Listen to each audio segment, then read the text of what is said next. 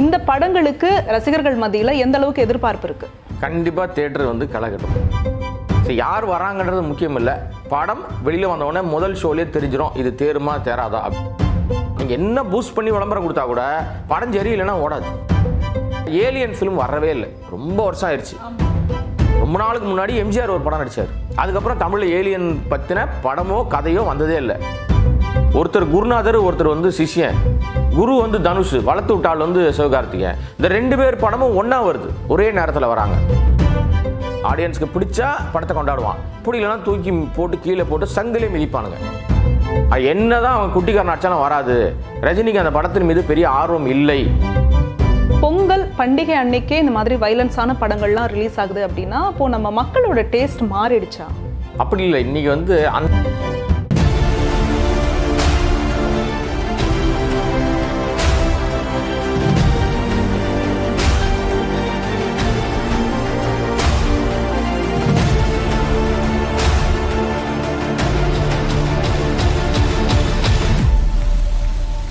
Icon நேயர்களுக்கு வணக்கம். தீபாவளி, பொங்கல் இந்த மாதிரியான பண்டிகை நாட்கள் வந்தாலே நம்ம ஊர்ல புது புது படங்கள் ரிலீஸ் ஆகி நம்ம தமிழ்நாட்டில் தியேட்டர்கள் களை கட்டும். அந்த வகையில் இந்த வாட்டி பொங்கலுக்கு கேப்டன் மில்லர், மிஷன், சாப்டர் 1, அயலான்னு 3 பெரிய படங்கள் வெளியாக இருக்கு. ஸோ தியேட்டர்கள் களை கட்டுமா? இந்த வாட்டி பொங்கல் ரேஸ்ல ஜெயிக்க போற படம் எது? இதை பத்தி தான் பேச போறோம். இதை பத்தி பேசுறதுக்காக இப்ப நம்ம கூட மூத்த சினிமா பத்திரிகையாளரும் சினிமா விமர்சகருமான திரு கோடங்கி அப்ரஹாம் நம்ம கூட இருக்காரு. அவரை வரவேற்றலாம். வணக்கம் சார். வணக்கம். பொதுவாக இந்த தீபாவளி பொங்கல் அப்படின்னாலே ரஜினி, கமல், அஜித், விஜய் இவங்களுடைய படங்கள் தான் ரிலீஸ் ஆகும். ஆனால் இந்த வாட்டி பொங்கலுக்கு பார்த்தீங்கன்னா தனுஷ், சிவகார்த்திகேயன், அருண் விஜய் இவங்க படங்கள்லாம் ரிலீஸ் ஆகுது. எப்படி சார் தியேட்டர்கள்லாம் களை கட்டுமா? இந்த படங்களுக்கு ரசிகர்கள் மத்தியில் எந்த அளவுக்கு எதிர்பார்ப்பு இருக்கு? கண்டிப்பாக தியேட்டர் வந்து கலக்கட்டும். பொங்கல்னாவே நிச்சயமாக ஒரு பெரிய ஒரு என்டர்டெய்னிங்கான ஒரு நாள். அது என்னன்னா வரிசை ஒரு 4 நாள் லீவ் வந்துடும். எல்லாருமே வந்து ஏதாவது ஒரு புது படம் ரிலீஸ் ஆகணும். அது யார் படம்ன்றது நீங்கள் சொல்கிற அந்த ரஜினி, கமல், விஜய், அஜித் படங்கள்லாம் வரும்போது இன்னும் கொஞ்சம் கூடுதலான ஒரு பெரிய எதிர்பார்ப்பு இருக்கும். இப்போ படங்கள் இப்போ தனுஷ்க்கும் அந்த ஒரு மார்க்கெட் வந்து அடுத்த ரேஞ்சுக்கு வந்துருச்சு. அயலான் ரொம்ப எதிர்பார்க்குறாங்க சிவகார்த்திகேயன் படத்தை. ரொம்ப கிட்டத்தட்ட ஒரு 5 வருஷமாக எடுத்துக்கிட்டு இருக்காங்க அந்த படத்தை. எப்படியாவது வந்து வெளியில் வந்துடணுன்றாங்க.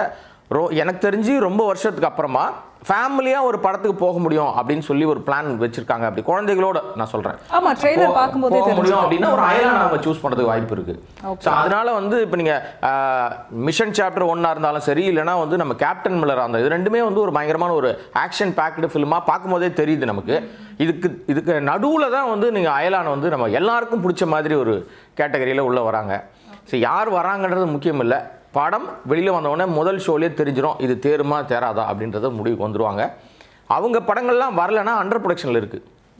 ரஜினி படமாக இருக்கும், கமல் படமாக, இந்தியன் 2லாம் ரெடி ஆயிடுச்சு. அவங்க ஏன் வராமல் இருக்காங்கன்னு தெரியல. இப்போ அது இவருக்கு 170 ஓடிக்கிட்டு இருக்குது, அது அடுத்து 171. ஸோ இது நெக்ஸ்ட் இயர், அதான் இந்த இயர் வந்து இந்த இயர் எண்டு வரைக்கும் நமக்கு வந்து ஒரு பயங்கரமாக இருக்கும். நான் லாஸ்ட் இயரே அதை நிறைய சொன்னோம். அதை இந்த 2004 வந்து சினிமாவுக்கு ஒரு பெரிய அந்த சினிமா ரசிகர்களுக்கு பயங்கரமான ஒரு ட்ரீட் கொடுக்குற மாதிரி இருக்கும். பெரிய பெரிய படங்கள் வருது. ஸோ பொங்கல்லே ஆரம்பிக்குது. அது இது வரைக்கும் தனுஷோட கேரியரில் இவ்வளோ பெரிய பட்ஜெட்டில் படம் பண்ணதே கிடையாது. First time captain Miller. So அதனால் எல்லாருமே ரசிக்கிற மாதிரி இருக்கும் பொங்கல். பார்க்கலாம். ஸோ 2024 பிரம்மாண்டமாக இருக்கும். சூப்பர். இப்போ வந்து கேப்டன் மில்லர், மிஷன், அயலான் இந்த 3 படங்களில் எந்த படத்துக்கு வெற்றி வாய்ப்பு அதிகமாக இருக்குன்னு நீங்கள் நினைக்கிறீங்க? இல்லை, நான் நினைக்கிறேன், நான் ஜோசிக்காரன் கிடையாது ப்ரொடிக்ட் பண்ணி சொல்கிறதுக்கெல்லாம். யூஸ்வலாகவே ஒரு சிம்பிள் கான்செப்ட்னா கதை பிடிச்சா ரசிகர்கள் ஏற்றுப்பாங்க. யார் நடிச்சிருக்காங்க, யார் இப்போல்லாம் அப்படி ஆடியன்ஸ்னு மாறிட்டாங்க. ஸோ அவங்களுக்கு ஏற்ற மாதிரி படம் பண்ணுற ஏன்னா உதாரணத்துக்கு ஏன் அப்படி சொல்கிறேன்னா, லாஸ்ட் இயர் பார்த்தீங்கன்னா குட் நைட்னு ஒரு படம் வந்தது. அதில் யார் நடிச்சிருக்கான்னு தெரியாது. மணிகண்டன் ஜெய்பீமில் தான் பார்த்தாங்க. வேறு மாதிரி ஒரு ஜானரில் மணிகண்டனை பார்த்தாங்க. ஆனால் குட் நைட் படம் வந்து பேசு பொருளாக மாறிச்சு. பயங்கரமாக எல்லாரும் ரசித்தாங்க அந்த படத்தை. சாதாரணமாக எல்லாருக்கும் இருக்கிற பிரச்சனை, கொரட்டை பிரச்சனை, அதை வச்சு ஒரு படம் பண்ணியிருக்காங்க. அப்புறம் பார்த்தீங்கன்னா உங்களுக்கு வந்து போர் தொழில்னு ஒரு படம் வந்துச்சு. அதில் சரத்குமார் இருந்தால் கூட பட் அதில் இருந்த அந்த கேரக்டரைசேஷன், அந்த படம், அந்த பேசின விஷயம் அதெல்லாம் பயங்கரமாக ஒரு அடுத்த கட்டத்தை நோக்கி ஓடிச்சு. அதுக்கு முன்னாடி வருஷம் பார்த்தீங்கன்னா உங்களுக்கு வந்து லவ் டுடே, அது ரொம்ப சின்ன பட்ஜெட்டில் எடுத்தாங்க. ஆனால் அது ஒரு 6-7 கோடி ரூபா எடுத்தாங்க, 100 கோடி ரூபா கலெக்ட் பண்ணிச்சு. அதனால் இங்கே யார் நடிக்கிறாங்கன்றத பார்க்குறதெல்லாம் ஆடியன்ஸ் விட்டு ரொம்ப வருஷம் ஆயிடுச்சு. இப்போ கதை நல்லா இருக்கா, அது மவுத் டாக்கில் தான். நீங்கள் என்ன பூஸ்ட் பண்ணி விளம்பரம் கொடுத்தா கூட படம் சரி இல்லைன்னா ஓடாது. நம்ம உதாரணம் நிறைய சொல்லலாம், வருத்தப்படுவாங்க எல்லாருமே, எல்லாம் நண்பர்களாக இருக்காங்க. ஸோ இந்த பொங்கலை பொறுத்த வரைக்கும் சொன்ன அயலானுக்குன்னு ஒரு கேட்டகரி, ஏன்னா எல்லாமே வேறு ஜானரில் இருக்குது. அதான் பெரிய ப்ளஸ் பாயிண்ட். இப்போ ஒரு 5 நாள் தொடர்ச்சியாக லீவு கிடைக்கும். அந்த 5 நாளில் கண்டிப்பாக எல்லா படத்தையும் எல்லா ஆடியன்ஸ் பார்ப்பாங்க. இப்போ தனுஷ் ரசிகர்கள்லாம் கேப்டன் மில்லருக்கு வெயிட் பண்ணிட்டே இருக்காங்க. ரொம்ப நாள் கழிச்சு வருது நமக்கு ஒரு பெரிய ஆக்ஷன் பேக்டு ஃபிலிமு, அதுவும் ஹிஸ்டாரிக்கல் ஒரு லைன் எடுத்திருக்காங்க. இது வரைக்கும் அவர் கேரியர் நிறைய படம் பண்ணியிருக்காரு தனுஷ். இவ்வளோ பட்ஜெட்டில் படம் பண்ணதே கிடையாது. ஓகே. அதை விட பெரிய ஆச்சரியம் என்னென்னா சத்யஜோதி ஃபிலிம் அந்த படத்தை தயாரிச்சிருக்கிற நிறுவனம் இருக்குல்ல, எனக்கெல்லாம் தெரிஞ்சு இவ்வளோலாம் காசெல்லாம் செலவே பண்ண மாட்டாங்க. அவங்க ரொம்ப காம்பேக்டாக வந்து அவங்க போவாங்க. பட் எந்த தைரியத்தில் அருண் மாதேஸ்வரனை நம்பி இவ்வளோ பெரிய செலவு, தனுஷை நம்பி இவ்வளோ பெரிய பணத்தை கொடுத்துருக்காங்கன்னு தெரியல. அப்போ ஒரு பெரிய நம்பிக்கை அவங்களுக்குள்ளே இருக்குது.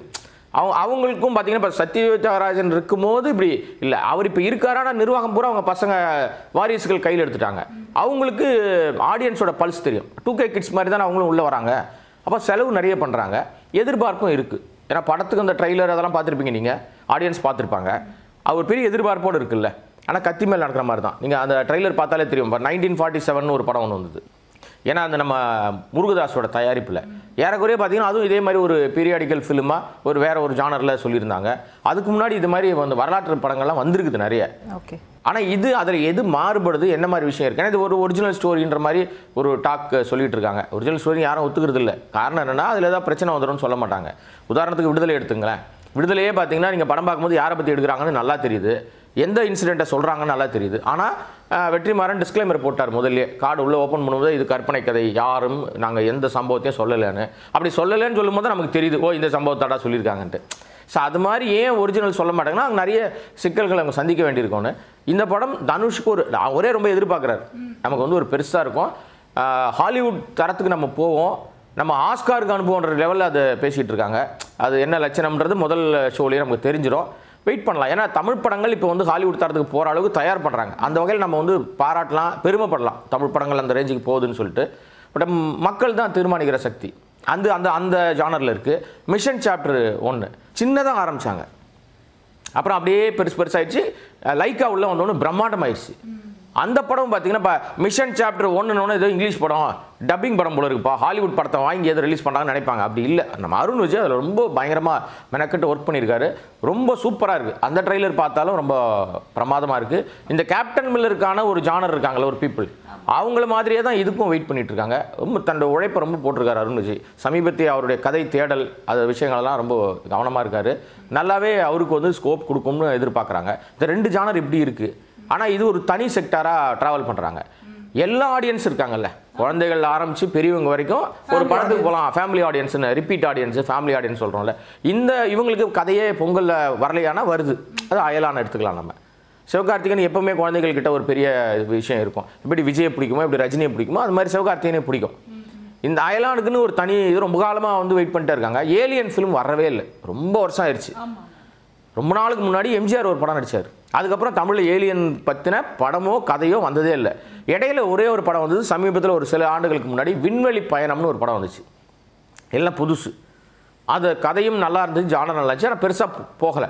ஆனால் இங்கே மவுத் டாக்கில் இண்டஸ்ட்ரியில் நல்லா பேசு பொருளாக மாறிச்சு. நிறைய இன்டர்நேஷ்னல் ஃபெஸ்டிவலுக்குலாம் போய் விருதுகள்லாம் வாங்கிச்சு. நாங்கள் அந்த எல்லாருமே புதுசு அதில் நடித்தவங்கலாம். கிளைமேக்ஸில் தான் ஒரு ஏலியனை காட்டுவாங்க. அது என்ன கதைன்னு அது நெட்லலாம் இருக்குது, படம் பார்த்தா தெரிஞ்சுக்கும் அவங்களுக்கு. தமிழில் அப்படி ஒரு படம் வரல. நம்ம எல்லாம் இங்கிலீஷ் படத்தை பார்த்து ஹாலிவுட் படத்தை பார்த்துட்டு வாய்ப்பு வந்துக்கிட்டு ஐயோ நமக்கெல்லாம் இப்படி படம் எடுக்க மாட்டாங்களான்னு நினச்சிட்டு இருந்தாங்க. இது புதுசாக ட்ரை பண்ணியிருக்காங்க. இதுவும் கத்தி மேலே நடக்கிற மாதிரி தான். எப்படி கேப்டன் மேலே சொன்னமோ அதே மாதிரி தான் இதுவும். ஆடியன்ஸுக்கு பிடிச்சா படத்தை கொண்டாடுவான், பிடிக்கலன்னா தூக்கி போட்டு கீழே போட்டு சங்கிலே மிதிப்பானுங்க. அது நம்மளோட ரசிகர்களுடைய பாணி. நம்ம யாரையும் குறைலாம் சொல்ல முடியாது. இந்த முறை எப்படி படம் வந்தாலும் ஆடியன்ஸ் பார்ப்பான். ஏன்னா பொங்கலுக்கு ரொம்ப நாளுக்கு அப்புறமா இந்த ஆட்களுடைய படம் வருது. பெரிய ஆட்களே கிடையாது. இப்போ நீங்கள் சொன்ன அந்த ஜானரில் ஆட்களே இல்லை. அந்த ரசிகர்களுக்கு படமே இல்லைல்ல. அப்போ அவங்க கொண்டாடித்தானே ஆகணும், எதுவும் ஒன்று கொண்டாடணும்ல. அப்போ அவங்கெல்லாம் சேர்ந்து இந்த தேட்டருக்குள்ளே வருவாங்க.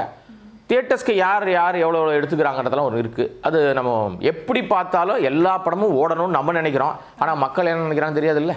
கரெக்ட்.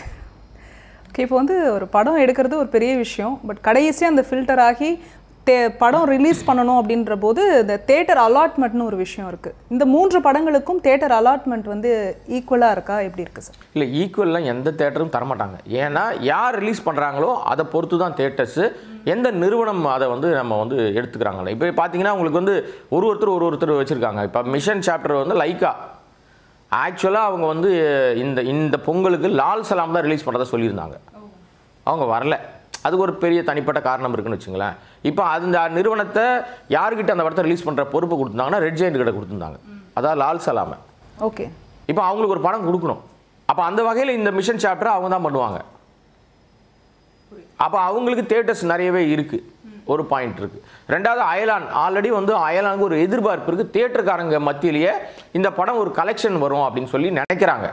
அதனால தியேட்டர்ஸ் வந்து தே ஆர் வில்லிங், நாங்கள் இந்த படம் கொடுங்க நாங்கள் போடுறோம் அப்படின்னு.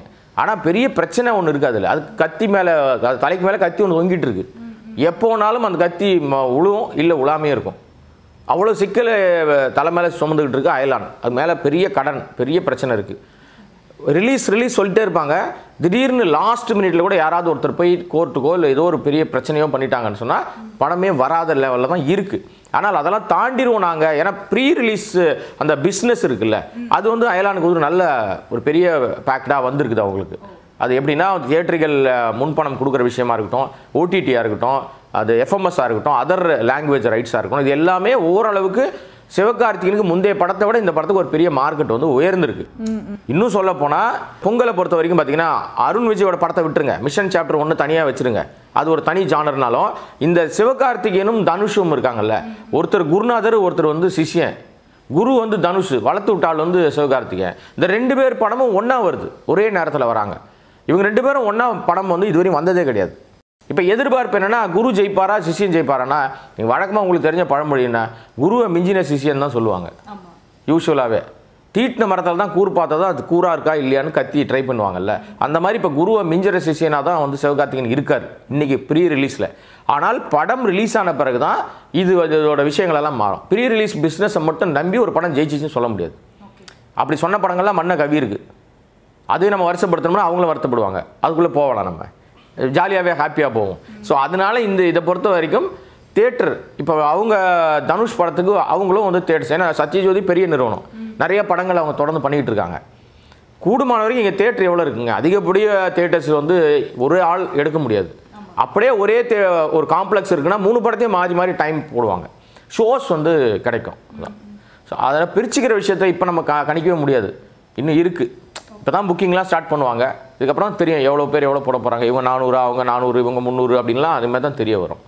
அதே மாதிரி நம்ம ஜனங்களுக்கு ஒரு மைண்ட் செட் இருக்குது, எந்த படத்துக்கு நிறைய தேட்டர் அலாட்மெண்ட் இருக்கோ அந்த படம் ஹிட் ஆனதாகவே நினச்சிப்பாங்க.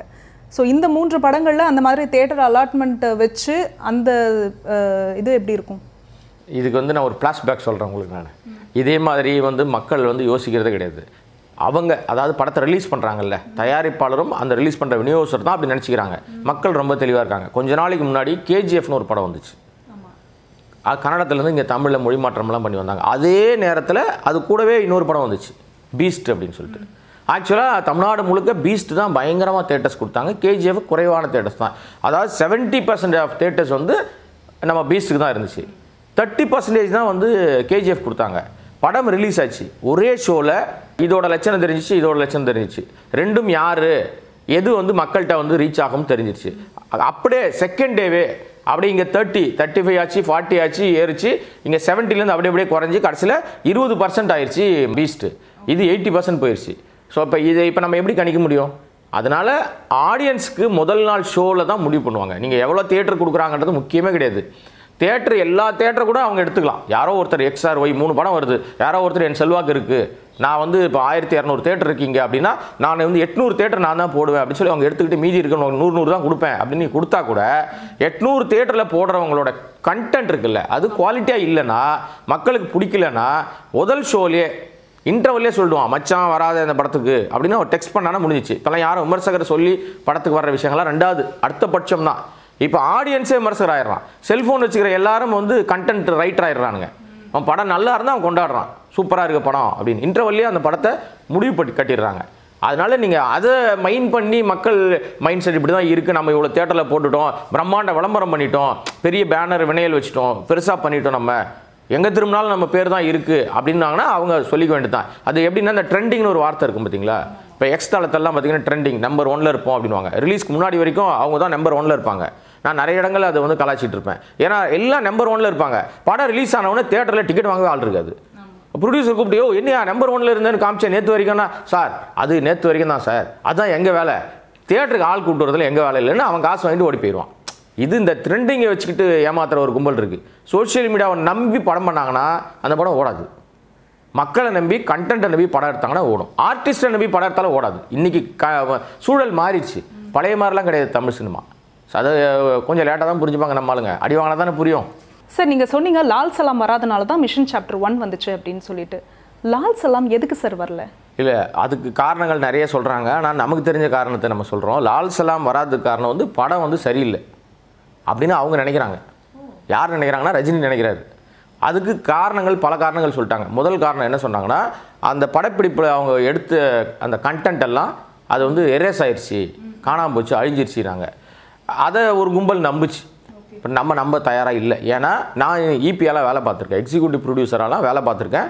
ஒரு படம் எடுத்து முடிக்கிறாங்கன்னு சொன்னால் அது பேக்கப் ஆகி இருக்கும். 3 எடுத்த உடனே இப்போ முன்னாடிலாம் ஃபிலிம் இருந்துச்சு, ஃபிலிம் கேனு, அது வந்து எக்ஸ்போஸ் ஆயிரும். அது எக்ஸ்போஸ் திறந்துட்டாங்க தெரியாமல் இல்லை ஸ்கேன் பண்ணிட்டாங்கன்னா முடிஞ்சிடும். உதாரணத்துக்கு பார்த்தீங்கன்னா நீங்கள் பழைய இப்போ ஒரு ஃப்ளாஷ்பேக் சொல்கிறேன். வேட்டையாடி விளையாடுன்னு ஒரு படம், கமலஹாசனோட படம். அந்த படம் வந்து யூஎஸில் ஷூட் பண்ணாங்க. நிறைய காட்சிகள் அங்கே எடுத்தாங்க. எப்போவுமே அப்போல்லாம் ஃபிலிமில் எடுத்தாங்க. நீங்கள் ஃபிலிம் கேனை வந்து நீங்கள் ஃப்ளைட்டில் எடுத்துகிட்டு வந்தீங்கன்னா ஸ்கேன் பண்ணுறதுக்கு அலோவ் பண்ண சொல்லிடுவாங்க முதல்ல. சார் அது ஃபிலிம் சார், அது ஸ்கேன் பண்ணாதீங்கன்னா அதுக்கு அவங்க ஒரு லெட்டர்லாம் கொடுப்பாங்க. அதை கொடுத்துட்டு அது என்ஓசிலாம் வாங்கிட்டு நம்ம அது ஸ்கேன் ஆகாமல் வந்துடும். ஸ்கேன் பண்ணால் எக்ஸ்போஸ் ஆயிரும். இவங்க என்ன பண்ணிட்டானுங்க, அங்கே ஷூட் பண்ணிட்டு வரும்போது ஒரு முக்கியமான சீன்ஸ் அந்த கிணத்துக்குள்ளே ஒரு இருக்கும், அந்த பாடி இருக்கிற இதெல்லாம் கண்டுபிடிக்கிற மாதிரி ஒரு சீன்லாம் இருக்கும்ல, அது மாதிரி அங்கே நிறைய ஷூட் பண்ணிவிட்டு அந்த இதெல்லாம் கேன் வச்சுட்டு பேக் பண்ணாங்க. இது வந்து இதுக்குள்ளே வந்து ஃபிலிம் கேன் இருக்குன்றது மேலே மென்ஷன் பண்ணாமல் விட்டாங்க. அவன் அசிஸ்டன்ஸ் ஏதோ தப்பு பண்ணிட்டாங்க. அது என்ன எல்லாம் ஸ்கேனுக்கு போயிடுச்சு. ஸ்கேன் ஆகி வெளியே வந்துடுச்சு. இங்கே வந்து போட்டு பார்த்தா எல்லாம் எக்ஸ்போஸ் அவுட்டு. பல கோடி ரூபாய் செலவு பண்ணி யூஎஸ் போய் ஷூட் பண்ண அந்த காட்சிகள்லாம் அழிஞ்சிருச்சு. திரும்பி அதை இங்கே செட்டு போட்டு எடுத்தாங்க. பல பேருக்கு அந்த விஷயம் தெரியாது. எதுக்கு இதை சொல்ல வரேன்னா, அந்த காலகட்டங்களில் அது ஒரு பெரிய சிரமம் இருந்தது ஃபிலிமில் எடுக்கிறது. இப்போ அப்படி இல்லை, அழிஞ்சிருச்சுன்னு அப்போ சொன்னால் கூட நம்புவாங்க எல்லாருமே. இப்போ அப்படி கிடையாது. இப்போல்லாம் வந்து உங்களுக்கு டிஜிட்டல் மயமான பிறகு அப்படியே அந்த சிப் எடுக்கிறாங்க, அப்படியே சிஸ்டத்தில் காப்பி பண்ணுறாங்க, ஒரு பேக்கப் எடுத்துக்கிறாங்க, ஒரு பேக்கப்போ 2 பேக்கப்போ எடுத்துக்கிறாங்க, ஹார்ட் டிஸ்கில் எடுத்துக்கிறாங்க. இதில் சிஸ்டத்தில் அவங்க வந்து ஒரிஜினல் வச்சுட்டு ஒர்க் பண்ணுறாங்க, எடிட் பண்ணுறாங்க. அது அழிஞ்சு போனாலும் ஹார்ட் டிஸ்கில் காப்பி இருக்கும். இப்படி பல விஷயங்கள் பேக்கப் வச்சுருப்பாங்க. நான்லாம் வேலை பார்த்த இடத்துல 3 பேக்கப் இருந்துச்சு. நான் ஒரு சின்ன படங்களில் தான் வேலை பார்த்தேன். இவங்க மிகப்பெரிய பிரம்மாண்டமான நிறுவனம். ரஜினிகாந்தோட படம், லைக்காவுடைய கம்பெனி தான் தயாரிக்குது அந்த படத்தை. ஐஸ்வர்யா தான் வந்து இயக்குனர், ரஜினியோட மகள் தான். அப்போ அதுக்கு எவ்வளோ முக்கியத்துவம் கொடுத்துருப்பாங்க, அதோட ஒரிஜினல்லாம் எங்கே இருந்திருக்கும். இவங்க சர்வசாதாரணமாக அதெல்லாம் அழிஞ்சிருச்சு அப்படின்னு ஒரு கருத்தை வந்து வெளியே விட்டாங்க. அதற்கு வலு சேர்க்குற மாதிரி என்ன பண்ணாங்கன்னா, பாண்டிச்சேரியில் போய் டிசம்பர் ஒரு ஃபஸ்ட் வீக்கில் 2-3 நாள் வந்து ஷூட் பண்ணாங்க, ரீஷூட்டு.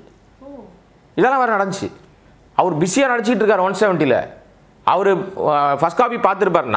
நான் எனக்கு இருக்கிற இந்த சினிமா அறிவில், ஒரு சின்ன அறிவில் நான் என்ன நினைக்கிறேன்னா, அந்த படம் பார்த்துருப்பார், சரி இருந்திருக்காது, உருப்படாமல் இருக்கு அந்த படம், இதில் வேறு ஏதாவது காட்சி சரின்னு ரஜினி சொல்லியிருக்கலாம் மேபி.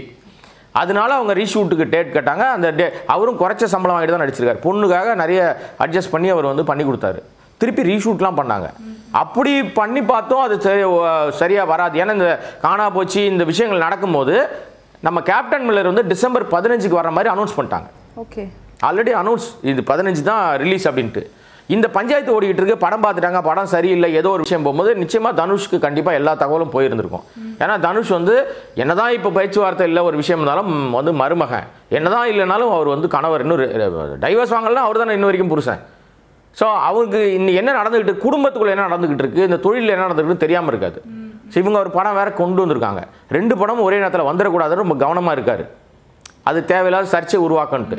அப்போ அவருக்கு கேட்குறாரு, இந்த படம் வராதானா? கண்டிப்பாக வராது, இந்த மாதிரி சிக்கல் இருக்குது, டெக்னிக்கல் ப்ராப்ளம் இருக்குது, என்ன தான் அவன் குட்டிக்காரன் அடித்தாலும் வராது, ரஜினிக்கு அந்த படத்தின் மீது பெரிய ஆர்வம் இல்லை அப்படின்ற தகவல் இவருக்கு வந்த உடனே 15 அனௌன்ஸ் பண்ணது அப்படியே ஜம்ப் பண்ணி நாங்கள் பொங்கலுக்கு வரோன்னு அறிவிக்கிறாங்க.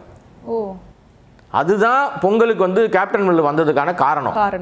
மற்றபடி வேறு காரணம் இல்லை. ஆனால் இவங்க என்னன்னா, அப்படி சொல்லிட்டா எங்களுக்கு வந்து டிசப்பாயிண்ட் ஆகிடும், ட்ராபேக் ஆகிடும் சொல்லிட்டு படத்தோட காட்சிகள்லாம் காணா போச்சு, நாங்கள் திருப்பி அந்த விஷயங்கள்லாம் பண்ணியிருக்கோம் அப்படின்னு சொல்லாமல் அப்படியே வெளியில் மட்டும் சோஷியல் மீடியாவில் பரப்பி விட்டுட்டாங்க. இப்போ படம் வந்து எனக்கு இப்போ நான் நேற்றுக்கு வரைக்கும் நாம் விசாரித்த வகையில் லால் சலாமை கிடப்பில் போட்டுருவாங்கன்னு ஒரு டவுட் இருக்குது. வரவே வராது லால் சலாம் அப்படின்றது தான் நமக்கு நேற்று வரைக்கும் கிடைக்கிற தகவல். சினிமாவை பொறுத்த வரைக்கும் ஜட்ஜ் பண்ணவே முடியாது. காலையில் ஒரு விஷயம் பார்த்துருப்போம், மத்தியானம் அது மாறி இருக்கும், சாயந்தரம் வேறு மாதிரி இருக்கும். அதனால் நமக்கு நேற்று கிடச்சிது, இப்போ நாள் வந்து முடிய போகுது இல்லையா, இப்போ என்ன வேணால் நடந்திருக்கலாம் இடையில. ஸோ அதனால் கிடைக்கிற தகவல் அந்த மாதிரி இருக்குது. அதனால தான் அது வரலையே தவிர மற்றபடி வேறு ரீசன் கிடையாது.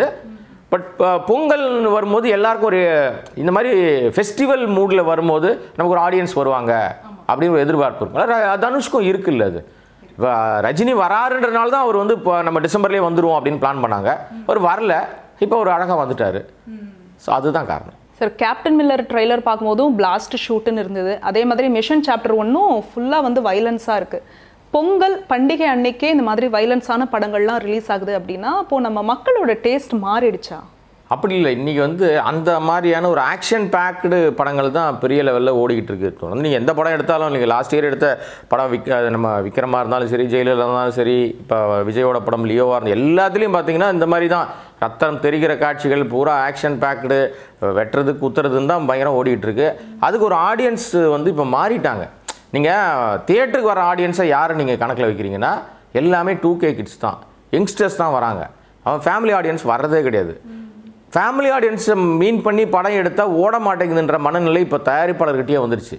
ஸோ நடிகர்களே என்ன நினைக்கிறாங்கன்னா, நம்ம ஒரு ஆக்ஷன் படத்தில் நடித்தா நமக்கு அது எல்லாத்துக்கும் வந்து ஹிந்திக்கு போகலாம், தெலுங்கு போகலாம், மற்ற ஊருக்கு போகலாம், அப்ராடுக்கு அப்படிலாம் அவங்க வந்து அவங்களே முடிவு பண்ணிக்கிறாங்க. அப்படி இல்லைன்னு இந்த பொங்கல் உணர்த்தும்னு நான் நினைக்கிறேன். ஏன்னா வந்து இடையில சம்மந்தமே இல்லாமல் இந்த ஆக்ஷனுக்கு இடையில நடுவில் ஒரு படம் வருது, ஃபுல்லாக எல்லாமே வர மாதிரி குழந்தைகளோடு பார்க்குற மாதிரி அயலான்னு ஒரு படம் வருது.